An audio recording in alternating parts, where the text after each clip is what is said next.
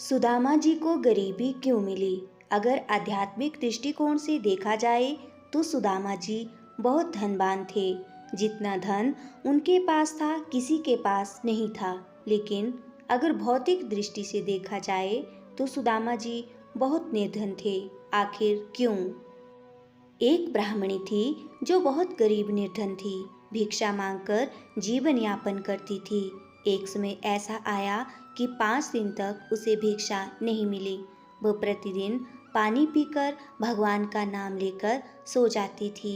6वें दिन उसे भिक्षा में 2 मुट्ठी चना मिले। कुटिया पे पहुँचते पहुँचते रात हो गई। ब्राह्मणी ने सोचा अब ये चने रात में नहीं खा पाऊंगी। प्रातःकाल वासुदेव को भोग लगाकर तब खाऊंगी। यह सोचकर ब्राह्मणी चनों को कपड़े में बांधकर रख दिया और वासुदेव का नाम जपते जपते सो गई। देखिए समय का खेल। कहते हैं पुरुष बली नहीं होता है, समय होत बलवान।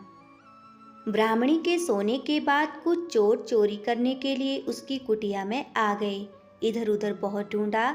चोरों को वह चनों की बंधी पोटली मिल गई। चोरों ने समझा इसमें सोने के सिक्के हैं। इतने में ब्राह्मणी जाग गई और शोर मचाने लगी। गांव के सारे लोग चोरों को पकड़ने के लिए दौड़े। चोर वो पोटली लेकर भागे। पकड़े जाने के डर से सारे चोर संदीप पनमुनि के आश्रम में छिपे। संदीप पनमुनि का आश्रम गांव के निकट था, जहां भगवान श्री कृष्ण और सुदामा शिक्षा ग्रहण कर रहे थे। गुरु माता को लगा कि कोई आश्रम के अंदर आया है। गुरु माता देखने के लिए आगे बढ़ी। चोर समझ गए कोई आ रहा है। चोर डर गए और आश्रम से भागे। भागते समय चोरों से वो पोटली वहीं छूट गई और सारे चोर भाग गए।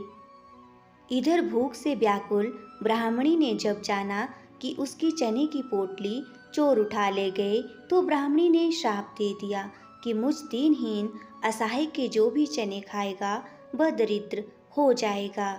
उधर प्रातःकाल गुरु माता आश्रम में झाड़ू लगाने लगी। झाड़ू लगाते समय गुरु माता को वहीं चने की पोटली मिली। गुरु माता ने पोटली खोल के देखा तो उसमें चने थे।